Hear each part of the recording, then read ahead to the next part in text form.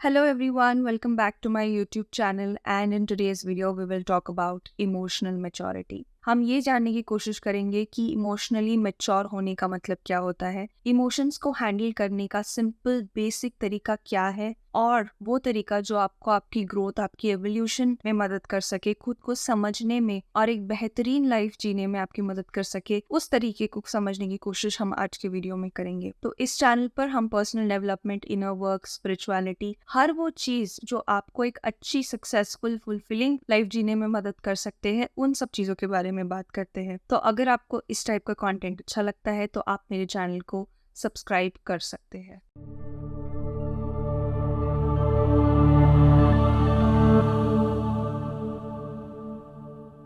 Emotional maturity को हम बहुत बार कंफ्यूज कर देते हैं वो लोगों से जो आइदर इमोशनली बहुत ज़्यादा एक्सप्लोसिव होते हैं या बहुत सेंसिटिव होते हैं। हमें लगता है क्योंकि ये इंसान बहुत सेंसिटिव है, ये दूसरों के इमोशंस को समझ सकता है और वो इमोशनली मैच्योर्ड है। या फिर हमें लगता है वो लोग जो किसी भी सिचुएशन में रिएक्ट ही नहीं करते, मतलब हमें ऐसा लगता है कि इस इंसान का दिल, इस इंसान का मन पूरा पत्थर से बना हुआ है, कोल्ड एकदम, कोई उनके फेस पे आपको कभी एक्सप्रेशन भी नहीं दिखेगा कि वो किस चीज से बॉदर हो रहे हैं, नहीं हो रहे हैं। हम उनको इमोशनली मैच्योर कंसिडर कर लेते हैं डिपेंडिंग ऑन कि आपका एक्सपीरियंस अभी तक लाइफ का क्या रहा है।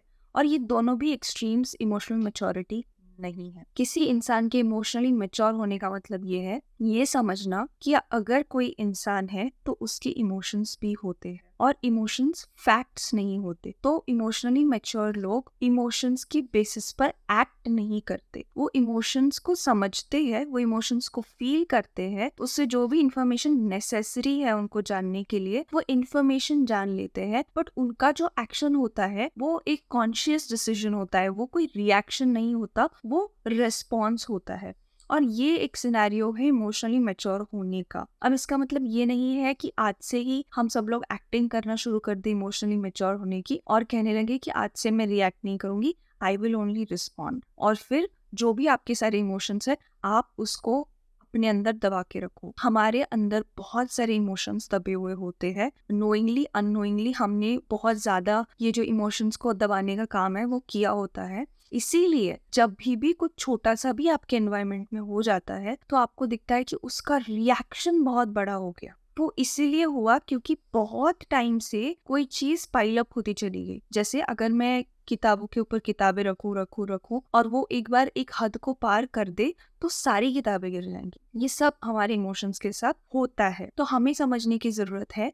तो फिर हमने हमारे इमोशंस के साथ करना क्या चाहिए, स्पेशली नेगेटिव इमोशंस के साथ हमने कैसे डील करना चाहिए, जो इमोशंस जो हमें कंफर्टेबल इतने ज्यादा नहीं लगते हैं। पहले तो ये समझना जरूरी है कि इमोशंस का हमारी लाइफ में रोल क्या है, कि जब इंसान को क्रिएट किया गया तो इमोशंस क्यों दिए गए। इमोशंस सिग्नल जैसे होते हैं, जैसे ट्रैफिक सिग्नल्स है। हमारे पास 3 ट्रैफिक सिग्नल्स होते हैं इंडिया में, ग्रीन, ब्लू और रेड। और उसका यूनिवर्सली एक ही मतलब होता है, रेड मतलब रुको, येलो मतलब रेडी हो जाओ, ग्रीन मतलब जाओ, राइट। तो ये जो सारे आपके इमोशंस है ये भी आपकी बॉडी में सिग्नल्स का काम करते हैं। अगर आप सारे ट्रैफिक सिग्नल्स को निकाल दिया जाए तो क्या हो जाएगा, सारा ट्रैफिक जैम हो जाएगा। ये एग्जांपल मैं बहुत बार देती हूँ वीडियोस में। सिमिलरली अगर आप अपने इमोशंस को कंसीडर ही नहीं करोगे, हमेशा बोलोगे नहीं मैं बहुत स्ट्रांग इंसान हूँ, मुझे किसी चीज से कोई फर्क नहीं पड़ता, और आप उस इमोशन को दबा दोगे, तो आपको जो चीज जाननी है आपके इमोशंस के थ्रू जाननी है, आप नहीं जान पाओगे। और बहुत सारे लोगों का नेचर ऐसा होता है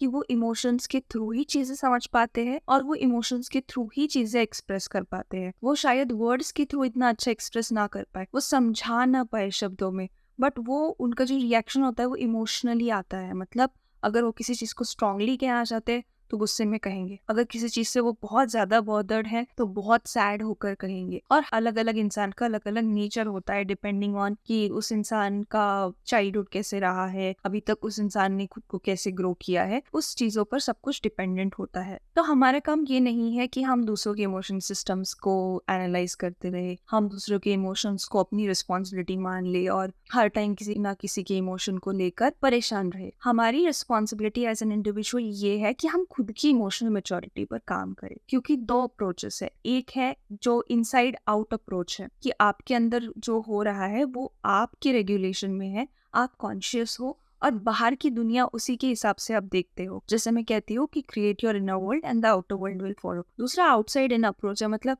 हर जो चीज़ बाहर हो रही है, हर चीज़ का आपके ऊपर इतना ज़्यादा फ़र्क पड़ जाता है कि आप खुद की ज़िंदगी, खुद के इमोशंस आप समझ ही नहीं पाते हो। आप हमेशा उलझे रहते हो बाहर की चीज़ों के साथ। तो 2 रास्ते हैं, आप चुनिए कि आपको कौन-सा रास्ता चूज़ करना है। तो अगर आपने पहला रास्ता चूज़ किया है, इसका मतलब कि आपको अपनी इमोशन मैच्योरिटी पर काम करना है। तो जब आप ये करना शुरू करते हो, तो आपको समझना बहुत ज़रूरी है कि हर इमोशन आपसे कुछ ना कुछ कहना चाहता है। और जब ये फीलिंग आपके अंदर आती है, तो बहुत ज़रूरी है उस फीलिंग के बारे में समझना और सुनना। तो ये आप कैसे करोगे? सबसे पहले तो जब भी आपको कोई भी नेगेटिवली ट्रिगर करता है, तो उस मोमेंट में आपको एक पॉज लेना है बिफोर रिस्पॉन्डिंग, कि let me just look at the situation. जैसे मैं यहाँ पे हूँ ही नहीं और मैं उस सिचुएशन को ऑब्जर्व कर रहा हूँ एज अ थर्ड पर्सन। उसके बाद भले ही आपको जैसा रिस्पॉन्ड करना है, रिएक्ट करना है, आप करो, but the starting is with always with a pause, कि इस पॉज के बाद मुझे क्या करना है। आप उस सिचुएशन से खुद को निकाल भी सकते हो।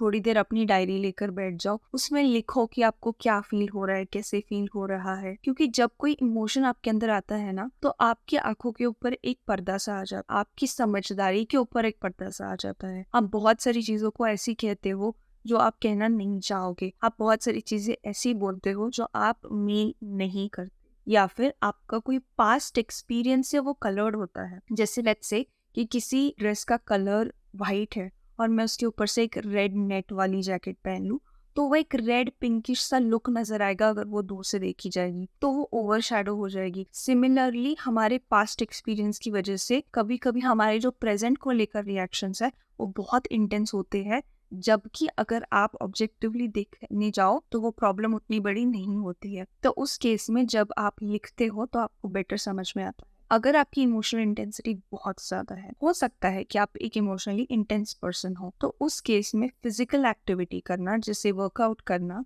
या फिर कोई आर्टिस्टिक चीज़ करना, जैसे पेंट करना, आर्ट क्रिएट करना, कलर करना, स्केचिंग करना, ये सारी चीज़ें भी आपको मदद करेंगी to understand what is happening inside. ठीक है, हमें बस लगता है कि हम हमारे लाइफ में जो चल रहा है उसके बारे में बस किसी से बोल देना तो प्रॉब्लम सॉल्व हो जाती है। बहुत लोगों का ऐसा परसेप्शन भी है कि लाइफ कोचिंग का मतलब ये होता है कि आप जाकर किसी से अपनी सारी प्रॉब्लम कह दो और आपकी प्रॉब्लम सॉल्व हो गई। ऐसा नहीं होता। वेंट करना मतलब बस जाके किसी को बता देना कि क्या क्या चल रहा है इन अ वेरी फास्ट स्पीड, वो आपकी प्रॉब्लम को सॉल्व नहीं करता। आपको थोड़ी देर के लिए अच्छा लग सकता है, बट वो बहुत टेम्पररी होता है, क्योंकि आपने उसको खुद से हैंडल नहीं किया, आपने बस जाकर किसी को बता दिया। लाइफ कोचिंग में ऐसा नहीं होता। एटलीस्ट जो प्रैक्टिस मैं करती हूँ उसमें I help you process and regulate your own emotion. पहले तो आप प्रोसेस करो, कि समझो कि वो इमोशन आपके अंदर क्यों है, फिर आप रेगुलेट करो, ताकि नेक्स्ट टाइम जब आपके साथ ऐसा हो रहा हो तो आप खुद को रेगुलेट कर पाओ, आप खुद को मैनेज कर पाओ। ये स्किल सिखाना मेरा काम है as an emotional wellness coach. तो ये बेसिक चीजें हैं जो हमें याद रखनी है। आपकी इमोशंस, आपकी फीलिंग्स फैक्ट्स नहीं है, वो आपको कुछ इन्फॉर्मेशन दे जाते हैं, बट आपको डिसाइड करना है कि इसकी मदद से मुझे क्या पता चल रहा है अबाउट माई रियलिटी, राइट, और मुझे क्या चेंज करने की जरूरत है। तो वहां पे जब भी कोई फैक्ट चेकिंग करनी हो तो आपका लॉजिकल माइंड, आपका ऑब्जर्वेशन वाला माइंड, आपका वाइज माइंड मदद करता है। तो खुद के इमोशंस की आवाज सुनना बहुत इंपॉर्टेंट है। वो आप लिख कर सकते हो, वो आप किसी के साथ काम करके कर सकते हो, लाइक अ थेरेपिस्ट और अ कोच, और आप वर्कआउट करके भी बहुत सारी जो एनर्जी, एंशियस एनर्जी आपके अंदर होती है वो बाहर निकाल सकते हो। ये सारे तरीके हैं अपने इमोशंस को प्रोसेस करने के, और ये आपको बहुत ज़्यादा मदद करता है to live your life with maturity and wisdom. और जब मैंने ये सब कहा है तो एक चीज़ समझना बहुत इंपॉर्टेंट है कि जैसे ही आप खुद पर वर्क करने लगते हो, खुद से ये मत एक्सपेक्ट करो कि अगर 10 बार ट्रिगर हो रहे हो तो 10 के 10 बार रिस्पॉन्ड कर पाओगे। जब शुरुआत होती है तो शायद आप 3 बार रिस्पॉन्ड करोगे, 7 बार रिएक्ट करोगे। कुछ टाइम के बाद, 1 महीने के बाद, आप may be 2 bar he react करो और 8 बार रिस्पॉन्ड करो। ह्यूमन का जो बिहेवियर चेंज है वो ऐसे ही होता है, वो स्लो ही होता है। बट जो इंसान ने कॉन्शियसली डिसाइड कर लिया है कि मुझे अपनी इमोशनल मैच्योरिटी पर काम करना है, मुझे अपने पर्सनल डेवलपमेंट पर काम करना है, वो इंसान बहुत कुछ कर जाता है। हमारा बहुत बार डिपेंडेंसी ऐसा होता है कि बाहर के लोग चेंज हो, मेरे आसपास के लोग चेंज हो, वो मेरी सेंसिटिविटी को समझे, वो मेरी एक्सपेक्टेशन को समझे, वो अपने आप को चेंज करे। और जब हम इस चक्कर में रुक जाते हैं, अपने ऊपर काम करना रुक जाते हैं, तो हम कहीं ना कहीं उसी जगह पर ठहर जाते हैं जहाँ से हमने शुरुआत की।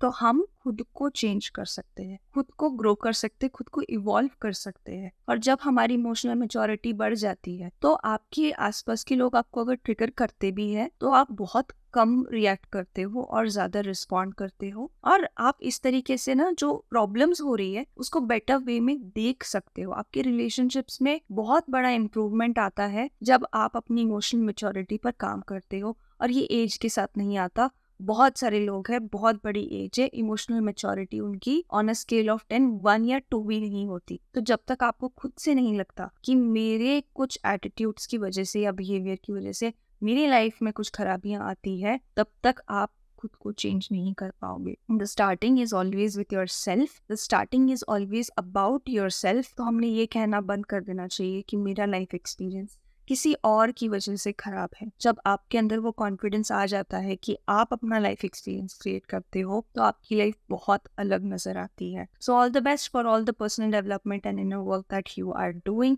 Thank you so much for watching this video.